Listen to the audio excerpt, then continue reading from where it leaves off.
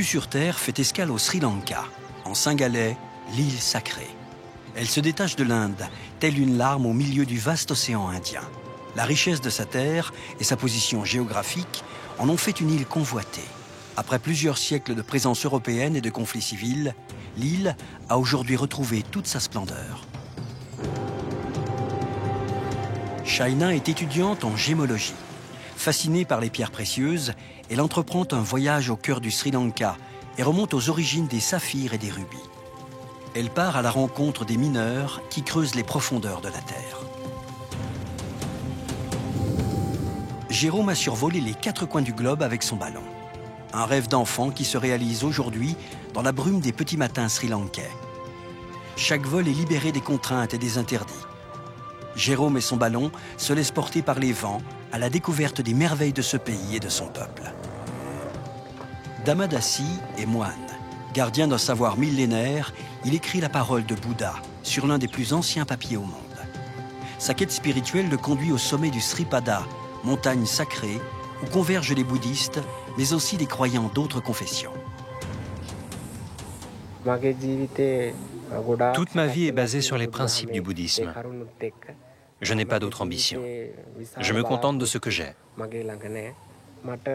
J'ai la chance et la force d'enseigner, de diffuser la parole de Bouddha parmi un grand nombre de fidèles. C'est le but que je me suis fixé.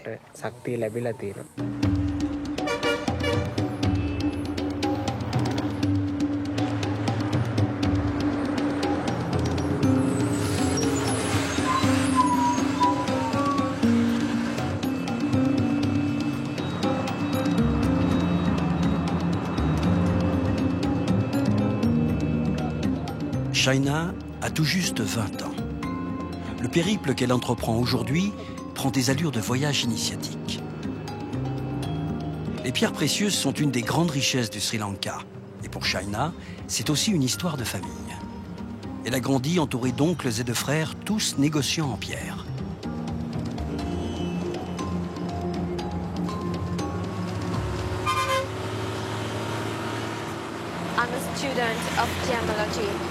Je suis étudiante en gémologie,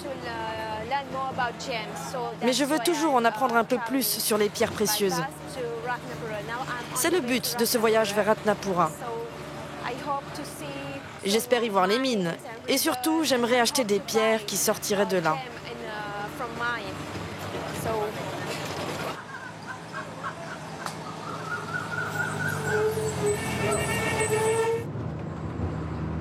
Ratnapura, en singhalais, signifie la cité des pierres.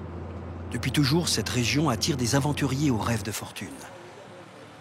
Shaina remonte la piste d'illustres pierres ayant fait le voyage inverse, jusque par-delà les mers, tel le fameux saphir bleu de 22 carats, aujourd'hui propriété de la couronne d'Angleterre.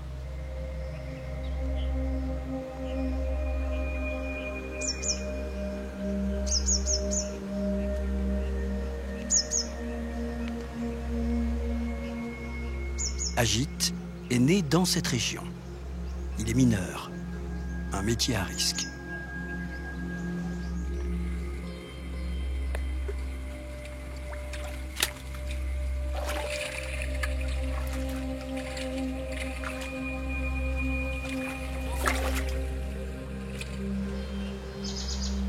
Tous les matins, il prie Bouddha pour qu'il le protège quand il sera au fond de la mine.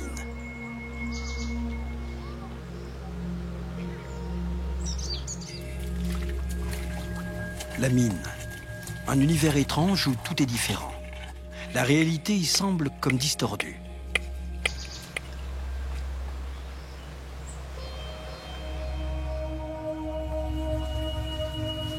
Dans l'obscurité presque complète, la peur tiraille les tripes. Chaleur, humidité, les hommes travaillent dur pour arracher à la terre son précieux trésor.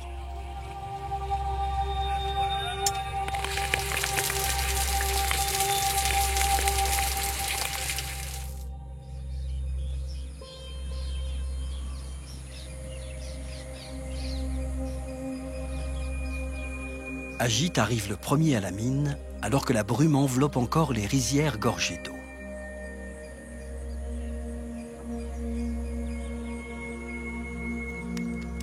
D'abord du feu, puis un thé, pour se donner du courage.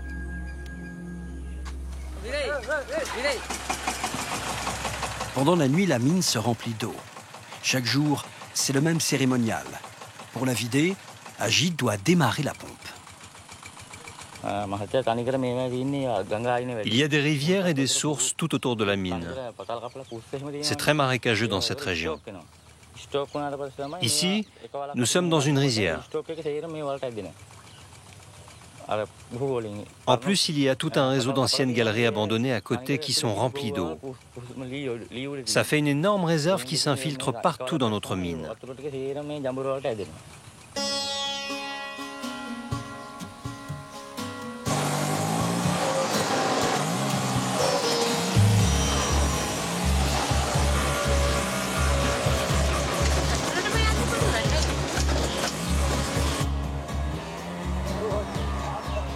C'est la passion de Shaina pour les pierres qui l'entraîne au plus près des saphirs bleus, des rubis ou encore des pierres de lune. Autant de noms légendaires qui ont bercé les récits de son enfance.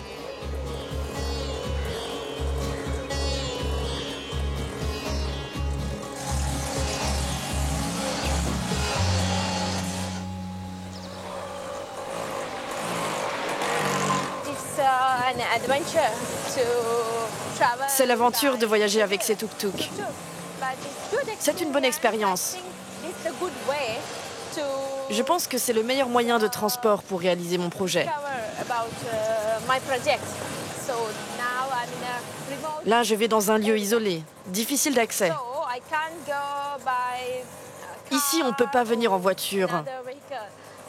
Les routes sont trop étroites. Seul un tuk-tuk et ses 3 roues peuvent passer.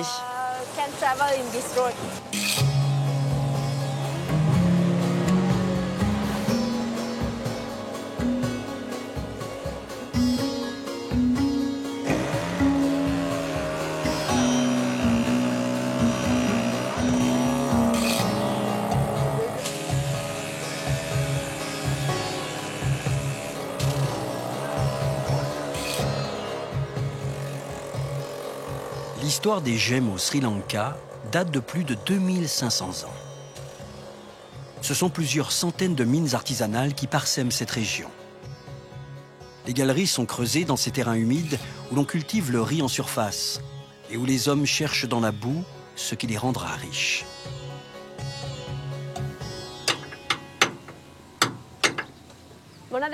Qu'est-ce qui se passe? Il y a un boulon qui s'est desserré. Il faut réparer. Passe-moi la clé, s'il te plaît. C'est une machine très solide, même si elle est un peu rouillée. Tu sais, on peut transporter des charges lourdes malgré tout, il n'y a pas de souci.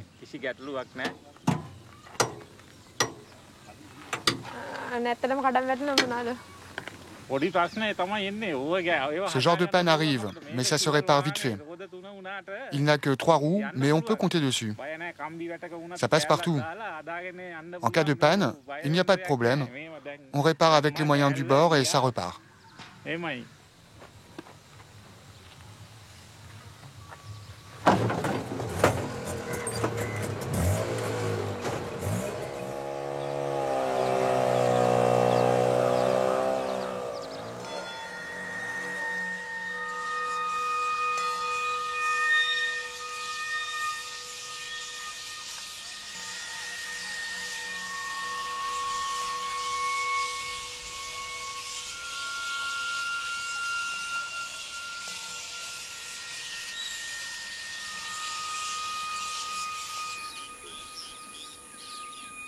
La famille de Shaina commerce depuis longtemps avec Ajit.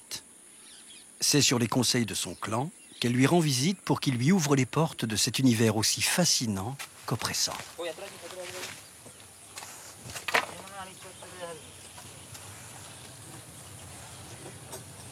Donc c'est là que tu travailles. Oui, c'est ça. Comment vous descendez? Tu vois là, il y a une échelle. On l'attrape et on descend doucement. Ça descend à quelle profondeur? Environ 8 mètres. Et alors, comment ça se passe une journée ici? On arrive sur le terrain vers 5h30 et on commence par démarrer la pompe pour vider l'eau qui a rempli la mine pendant la nuit. À 8h30, c'est bon. Pendant qu'on pompe l'eau, on prépare le bois pour étayer les galeries. On fabrique ça ici, juste à côté. Quand tout est prêt, on laisse tourner la pompe à eau et enfin, on peut démarrer la pompe à air. Ça t'intéresserait de descendre dans la mine pour voir? Je sais pas, j'ai un peu peur. Il n'y a rien à craindre? C'est glissant, non? Un peu, mais ça va. On s'enfonce pas trop dans la boue? Non, non.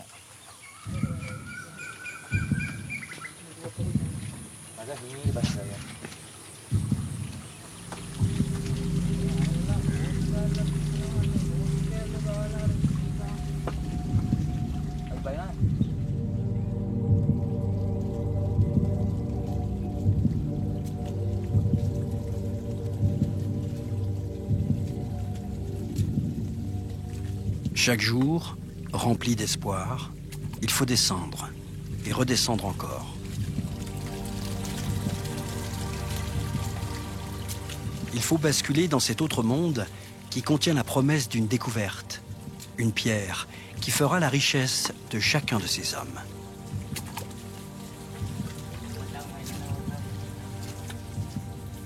Et puis, s'enfoncer dans les galeries profondes, à la seule lueur des bougies, loin de la surface et du monde des vivants.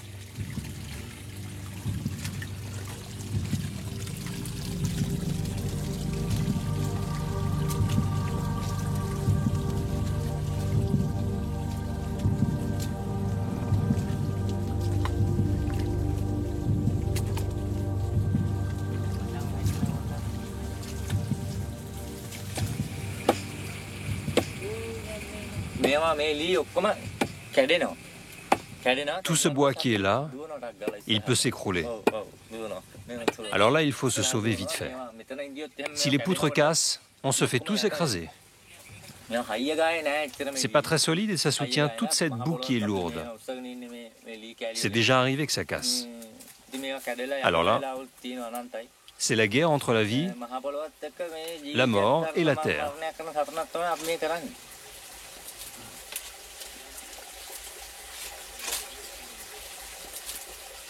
Au bout de la galerie, l'air est rare et l'humidité à son maximum. Et pourtant, c'est là qu'il faut travailler. Creuser le filon à main nue, car les pierres sont peut-être là, toutes proches, enfouies dans cette boue. Les parois sont colmatées par des fougères, mais ça n'empêche pas l'eau de ruisseler.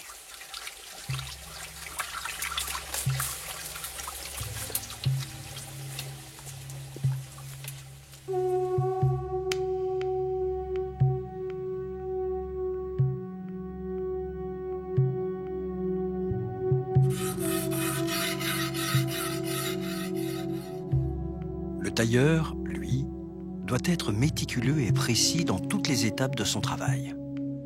À la moindre erreur, il sait que la pierre sera moins belle, qu'elle ne reflètera pas toute la lumière qu'elle contient. Pire, elle peut se fendre.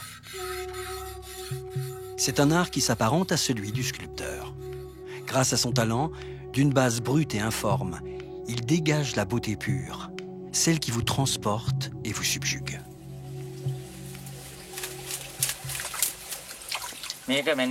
Celle-là, elle ne vaut pas grand-chose. Mais on la trouve dans les filons. Elle est souvent juste à côté d'une pierre précieuse. C'est le genre de roche qu'on met parfois dans son jardin pour décorer, mais on ne les remonte pas.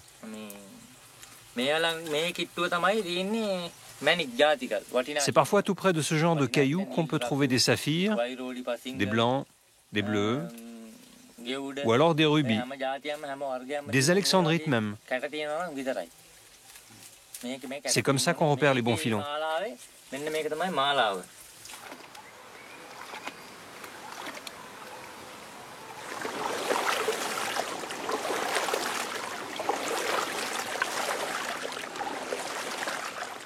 À la rivière toute proche, Agit rêve de fortune.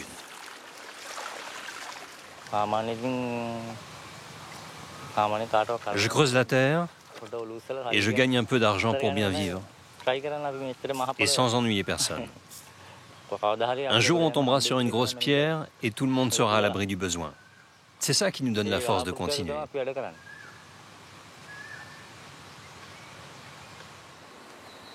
L'espoir intense de trouver une pierre d'exception brille au fond des yeux de tous les mineurs. Ce que Shaina trouve ici, ce sont des hommes empreints de courage et d'intuition. Il faut de la chance, mais surtout un savoir qu'aucun livre ne peut enseigner pour découvrir la pierre.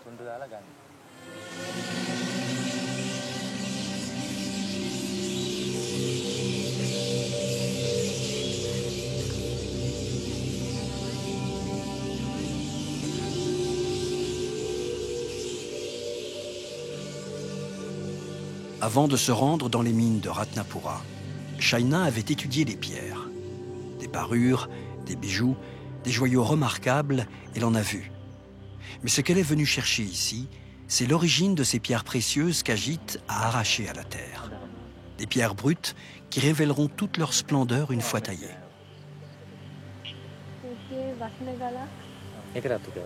Ça, c'est un rubis. Si on le taille, quelle sera la dimension de la pierre? Je pense qu'on peut sortir une pierre de 4 ou 5 carats. J'aimerais bien t'acheter un saphir étoilé.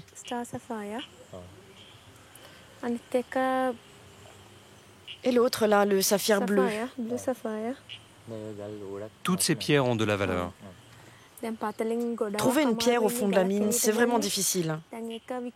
Et les acheteurs ne connaissent pas toujours le travail qu'il y a derrière. Moi, c'est ce qui m'intéresse. Et c'est ce que je voulais voir. La vie d'un mineur est très dure. Mais les jours où on trouve une pierre, nous sommes vraiment heureux. Notre travail, c'est comme chercher quelque chose d'invisible.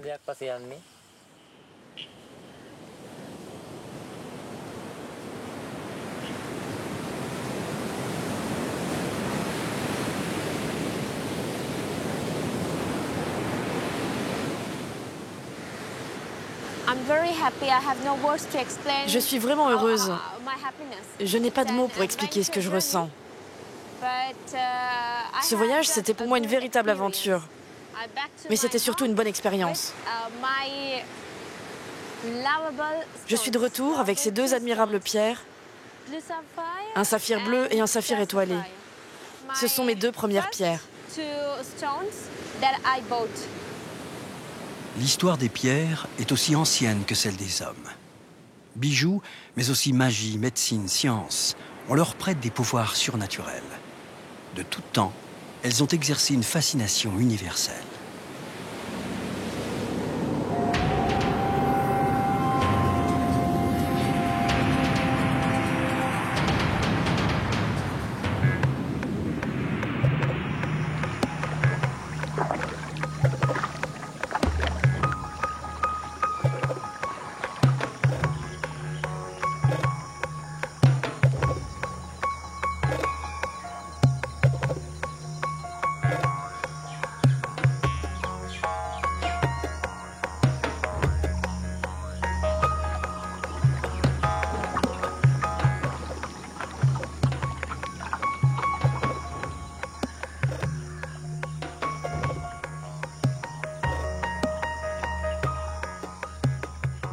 Les différentes vies de Jérôme l'ont mené aux quatre coins du globe.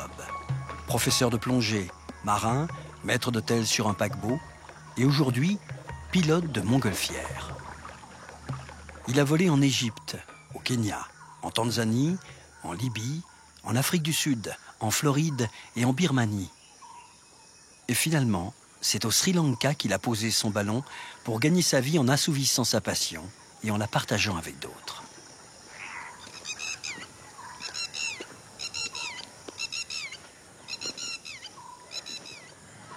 C'est un des plus beaux endroits du Sri Lanka. Là, on est vraiment tout seul. En plus, personne n'y a accès. C'est une île au milieu du lac de Kandalama. Nous, on a la chance de la survoler assez souvent le matin lorsqu'on fait les vols. Et c'est vraiment préservé. C'est un refuge pour tous les oiseaux. Il y a des petites îles partout. Et là, c'est l'île principale où il y a vraiment la nature est intacte.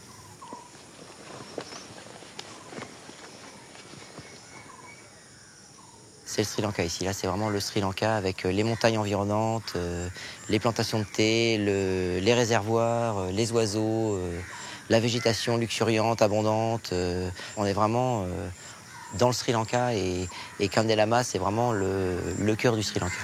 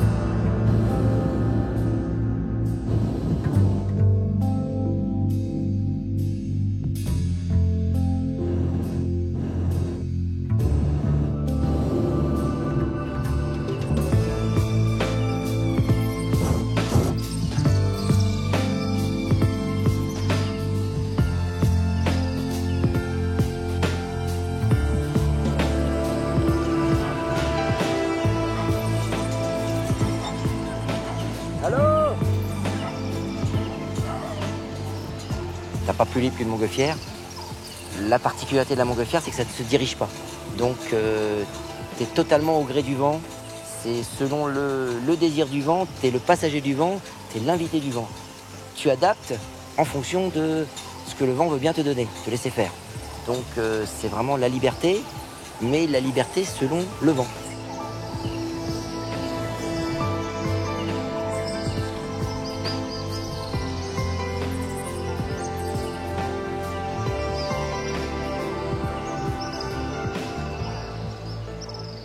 Glisser sans bruit, se laisser porter par le moindre souffle. Jérôme a trouvé la machine parfaite pour caresser du regard les plus beaux paysages. C'est le moyen de déplacement le plus basique qui existe. Si tu enlèves le propane, qui bon, est un dérivé pétrolier, tout le reste, c'est de la toile, de l'osier, vraiment... c'est vraiment très très simple. C'est cette bulle d'air chaud qui se trouve au-dessus de nous, qui nous maintient en l'air tout simplement. Qui n'a pas rêvé un jour de voler? Seul dans les airs, c'est en toute tranquillité que Jérôme se permet de prendre un peu plus de hauteur.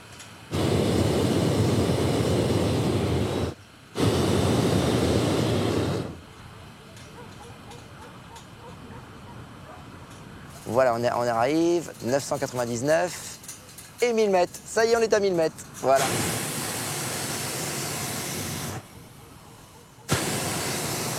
Sympa 1000 mètres, hein. Il n'y a pas un bruit. T'entends peut-être 2-3 chiens par moment, mais c'est tout. C'est la plénitude totale, le calme absolu. Et ben 1080. Allez, on va s'arrêter là. On va commencer à redescendre un petit peu.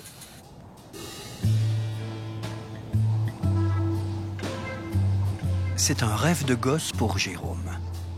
Son premier vol en montgolfière, il l'a fait avec Jules Verne, lorsqu'il embarque pour 5 semaines en ballon.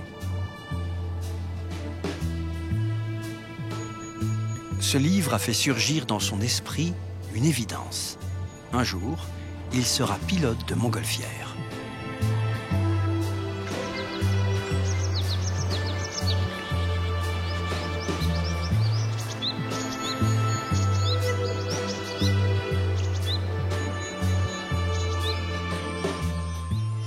C'est un siècle avant la parution du roman de Jules Verne que 2 Français, les frères Montgolfier, réussissent un exploit. Ils inventent le tout premier appareil qui parvient à s'arracher de l'attraction terrestre et ouvre ainsi la voie à l'exploration vue du ciel.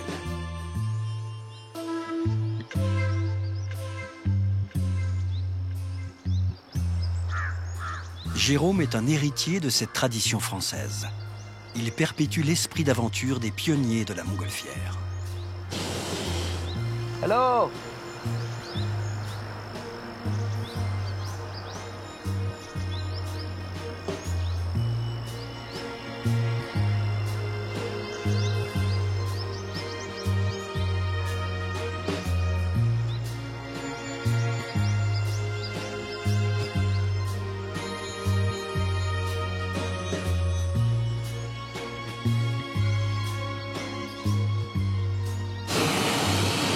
vois, par exemple, des endroits comme le petit point marron là-bas, ces endroits où on doit pouvoir poser. Là, on va pas pouvoir y aller parce que dès qu'on arrive au sol, on est projeté vers la gauche. Après, c'est vraiment petit bonheur à la chance en fonction de ce qui va se présenter. Donc maintenant, le but, c'est d'aller le plus bas possible, raser les arbres. Hello! T'as les gamins qui courent vers nous, là. Bye bye!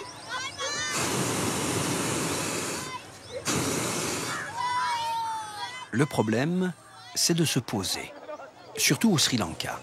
Il faut viser entre les rizières inondées et la jungle.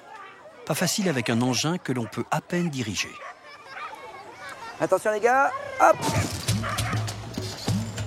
Hello, Ende?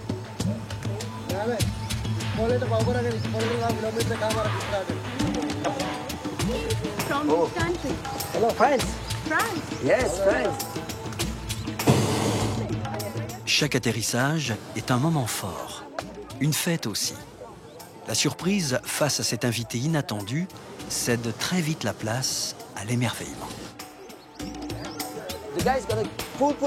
There's like two or three, minimum 3 guys there. Pull, and he's gonna deflect like this. And some guys, they're gonna go on here so it doesn't go into the water, okay? Jérôme peut compter sur l'aide des villageois. Ici au Sri Lanka, c'est toute la communauté qui spontanément vient prêter main forte.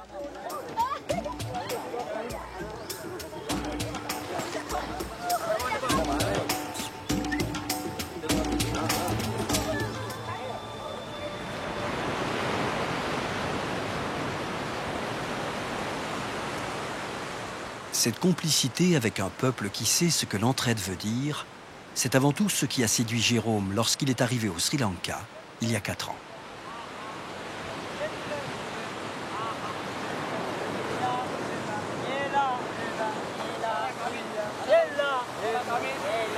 Oh no, coming. Okay, good.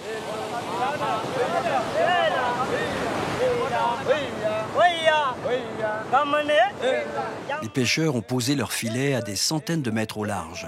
Et pendant des heures, tous ensemble, ils tirent sur les cordages pour ramener sur le sable les poissons pris au piège. Ça te met vraiment les pieds sur terre parce que tu te rends compte que les pêcheurs, là, c'est vraiment des gens... gros respect.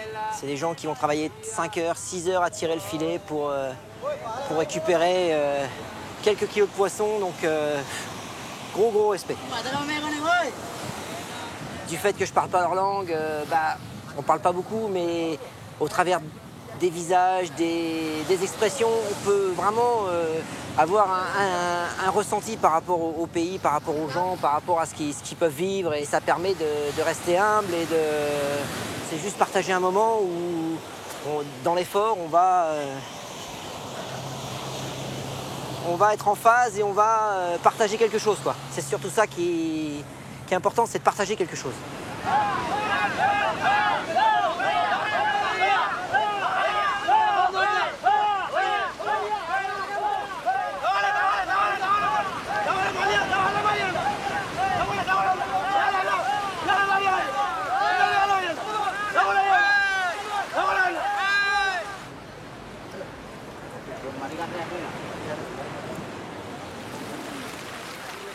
C'est dans le silence que chacun constate qu'aujourd'hui, la pêche est loin d'avoir été miraculeuse. Alors,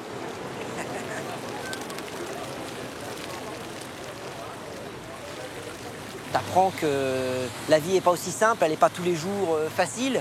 Il y a des gens qui aujourd'hui dans le monde peinent pour obtenir ce que nous on obtient en appuyant sur un bouton. Eux, ils doivent travailler pendant des heures et des heures avec le respect et en osmose avec la nature surtout. Voilà quoi, j'ai pas beaucoup de mots pour décrire ça, mais c'est une belle leçon de vie. En arrivant dans ce pays, Jérôme a dû défricher le terrain. Il a commencé par chercher les meilleurs décors pour voler et les meilleurs endroits pour décoller. Il utilise les terrains de cricket ou les cours d'école en toute liberté.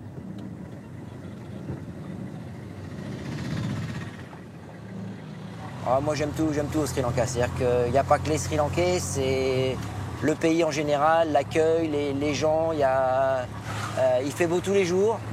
De novembre à avril, on peut voler pratiquement tous les matins. Les conditions sont favorables pratiquement tous les jours. C'est idéal pour faire de la montgolfière. Là, ici, vraiment, c'est extraordinaire. Mais pour assouvir sa passion, il faut se rendre en ville pour recharger les indispensables bonbonnes de gaz. Hello, sir. How are you?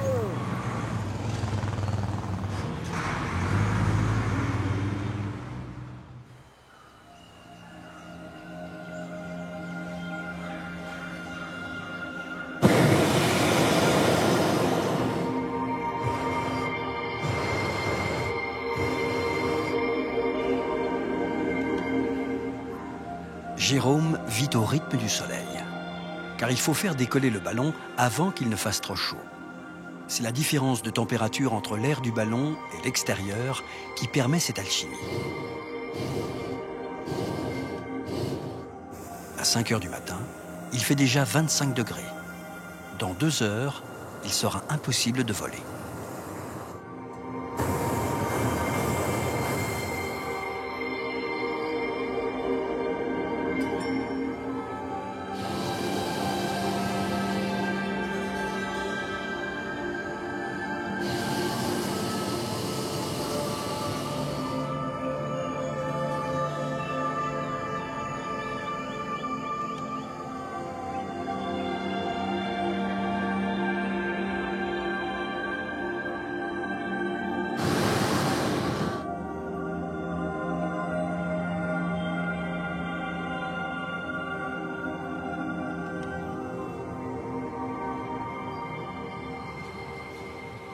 Pour Jérôme, les montgolfières sont comme la poésie, inutiles et essentielles à la fois pour élever l'âme et contempler le monde.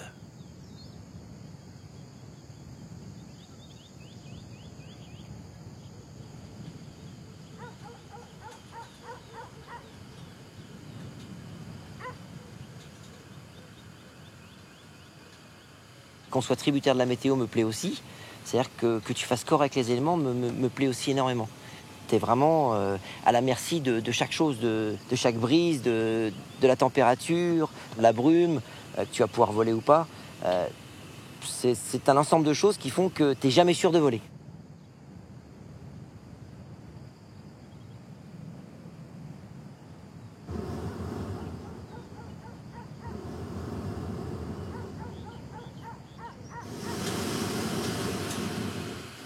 Aujourd'hui, on vit dans un monde où tout est codifié. Il n'y a pas vraiment d'espace libre. Le Sri Lanka, c'est vraiment, non pas que ça soit un espace où tu peux faire ce que tu veux, mais il y a beaucoup plus d'espace parce que l'espace est vierge, il n'y a pas d'habitation, il n'y a pas de...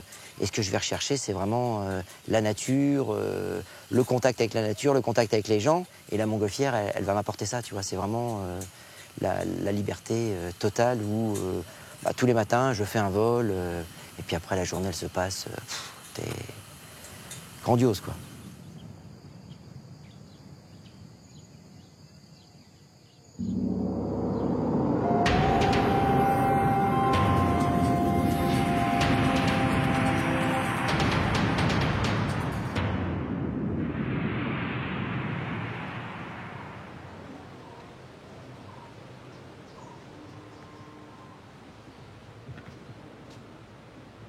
Dhamma Dassi n'avait que 10 ans quand il a choisi de consacrer sa vie à Bouddha en devenant moine.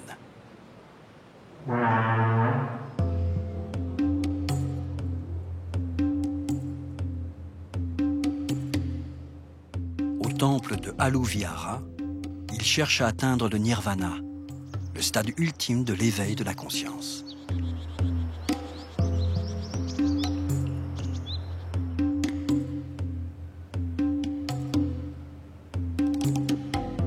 Bouddha a dit « Celui qui est maître de lui-même est plus grand que celui qui est maître du monde. »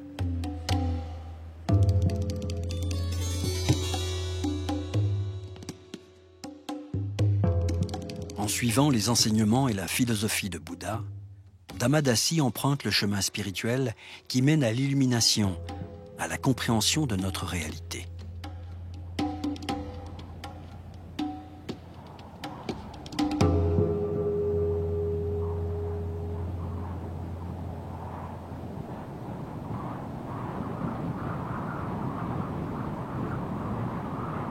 Fais attention aux épines. Grimpe encore un peu.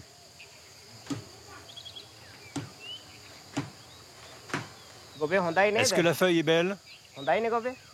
C'est bien la jeune feuille?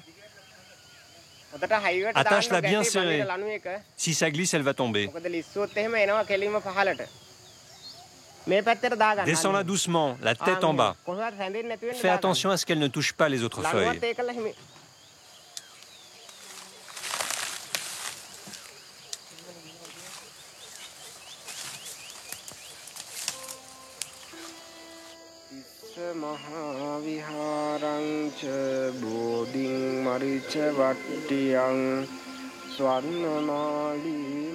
À Aluvihara, les moines bouddhistes perpétuent une tradition vieille de plus de 2000 ans.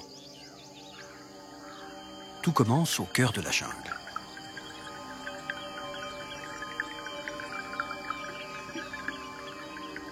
La feuille ainsi coupée est sacrée. Dhammadasi l'emporte vers son temple, l'un des plus anciens du Sri Lanka. Sa construction remonte à l'implantation du bouddhisme dans ce pays, au IIIe siècle avant notre ère.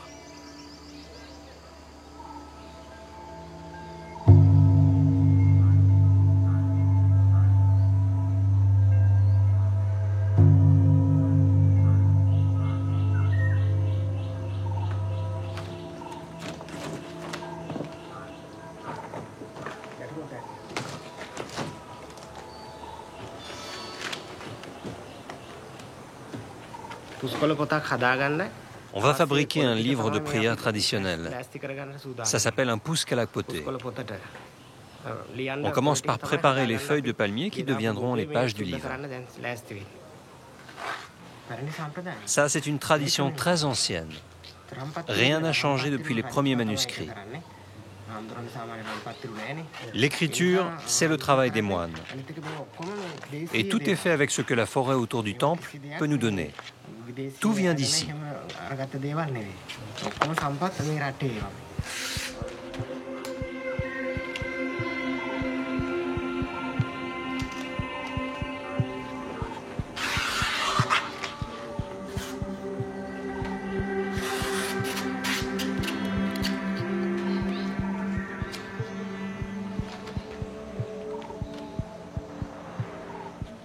Pour fabriquer son livre, Dhammadasi répète les gestes que bien des moines avant lui ont effectués. Ils écrivaient alors sur ces feuilles les enseignements de Bouddha, ainsi que toutes les connaissances de l'époque. Certains de ces ouvrages sont les seuls connus retraçant l'histoire de la région. D'autres sont les témoins majeurs du savoir d'un autre temps pour la médecine ou l'astrologie.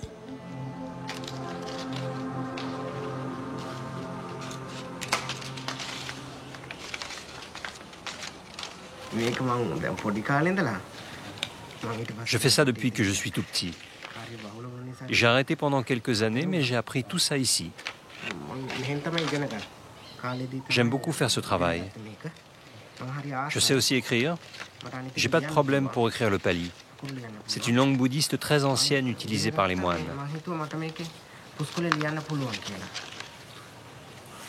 C'est un grand moine qui m'a appris à tenir la feuille et le stylet quand on écrit. Mais il ne m'a pas appris l'art de l'écriture. Alors moi, je me suis dit qu'en regardant les textes sacrés, je pourrais apprendre tout seul. Et j'ai réussi.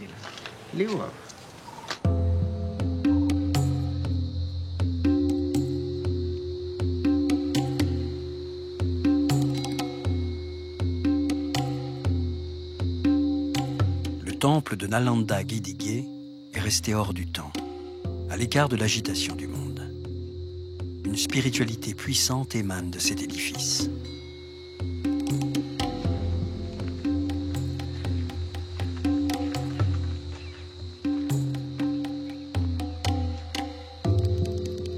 Dhammadasi aime s'y retirer pour écrire les paroles sacrées de Bouddha. C'est le rôle qu'il s'est choisi. C'est la contribution qu'il apporte aux hommes de son temps. Les paroles et la philosophie de Bouddha n'ont pas tout de suite été écrites. Au début, tout était transmis oralement, par le bouche à oreille. Ensuite, on a commencé à écrire sur ces feuilles. À partir de ce moment, la pensée n'a plus été déformée car on enseignait ce qui avait été écrit.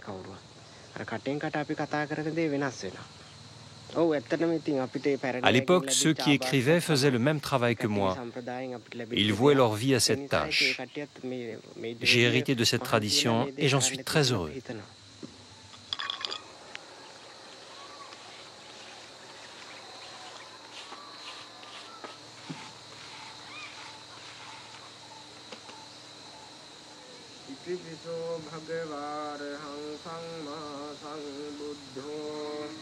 Vidyacharana sampanno sugato loka vidu anuttaro purisa dhamma sarati sattha deva manussanang buddho bhagavati.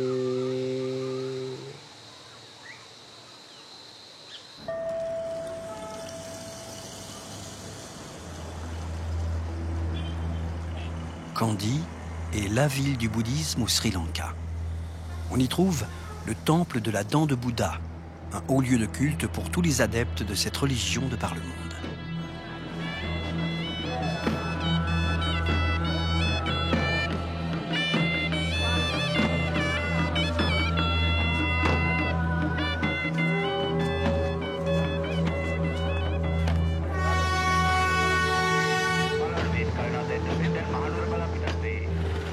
Le bouddhisme est pratiqué par la majeure partie de la population et il imprègne tout le pays.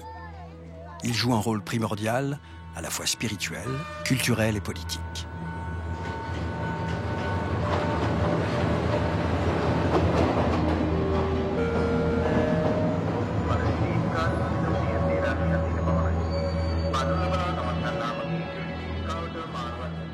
Comme dans toutes les religions, les croyants font des pèlerinages vers les lieux saints, des voyages au cœur de leur spiritualité.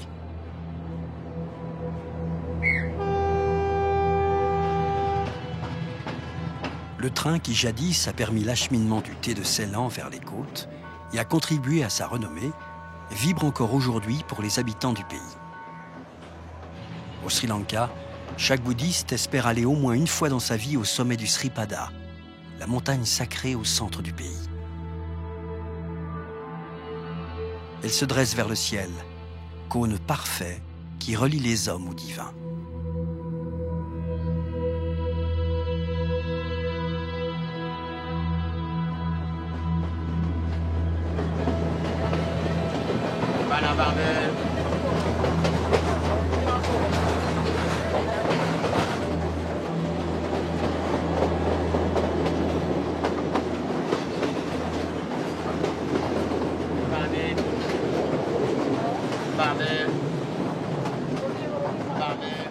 Le Sripada.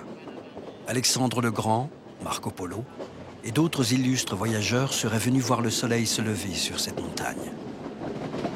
Les rois du Sri Lanka sont tous venus s'incliner face à sa grandeur éternelle.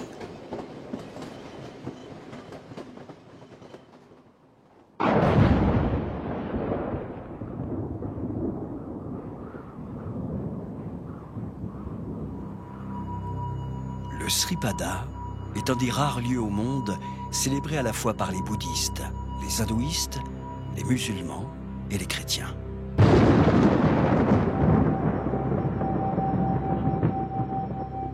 Bouddha lui-même y aurait laissé l'empreinte de son pied, alors que les hindouistes pensent que Shiva aurait dansé à son sommet. Les musulmans l'appellent le pic d'Adam. Enfin, les chrétiens, eux, y voient la marque de saint Thomas.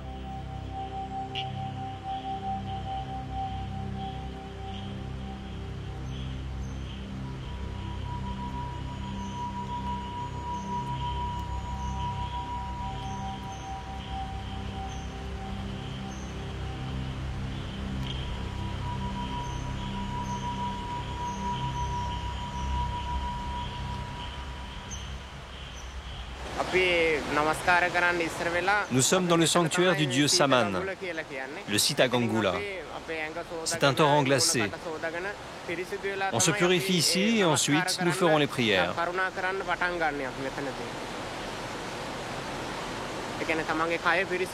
Il faut purifier notre corps, nos pensées et notre cœur. Ça donne de la force pour démarrer ce voyage.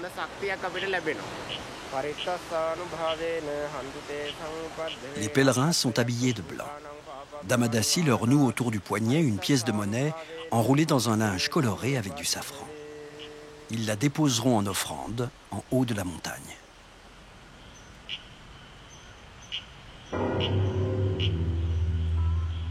Damadassi accompagne ce couple de pèlerins vers le sommet. Ils ont choisi un jour de Poya, une nuit de pleine lune. Il est consacré à la spiritualité au Sri Lanka. Ils partiront dans l'obscurité afin d'assister au lever du jour.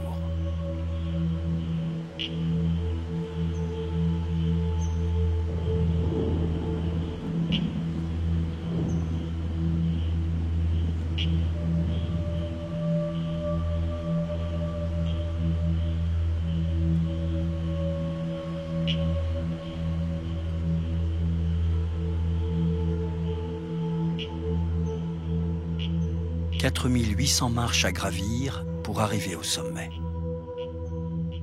L'effort est intense. Il permet d'épuiser le corps pour libérer l'esprit et atteindre l'illumination.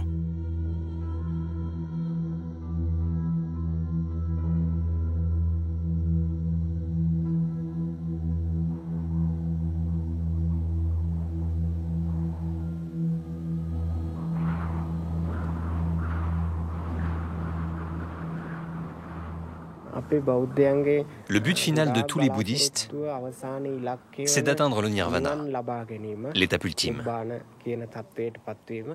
Pour cela, nous faisons attention à ce que l'on dit. Nous apprenons à maîtriser la violence qui est en chacun de nous, dans nos gestes, dans nos pensées. Le bouddhisme enseigne la maîtrise de soi. C'est le souhait de tous les bouddhistes et c'est le chemin qui nous mène vers le nirvana.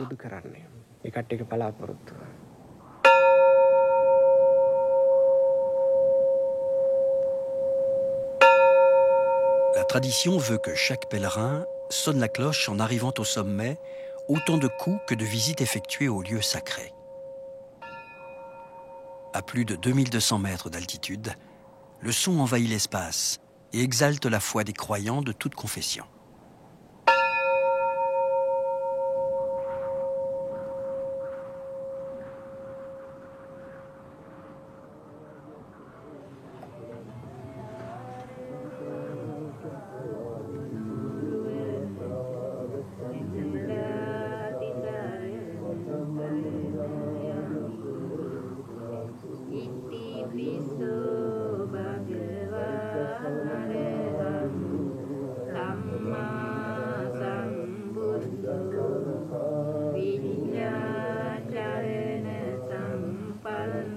Le manuscrit que tient dans ses mains Damadassi date de plus de 500 ans.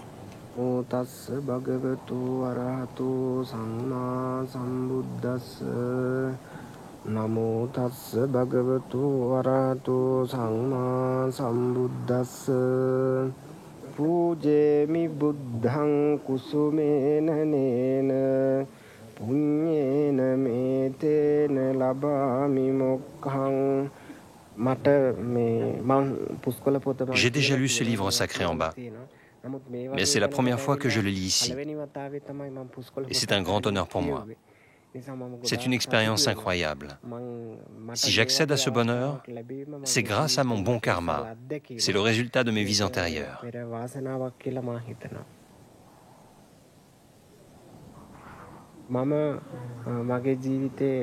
Toute ma vie est basée sur les principes du bouddhisme. Je n'ai pas d'autre ambition.